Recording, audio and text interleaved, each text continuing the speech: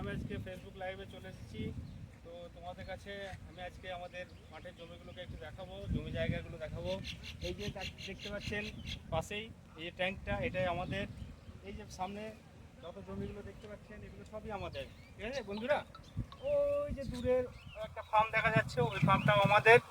তো এগুলো সবই আমাদের। সঞ্জীব দা,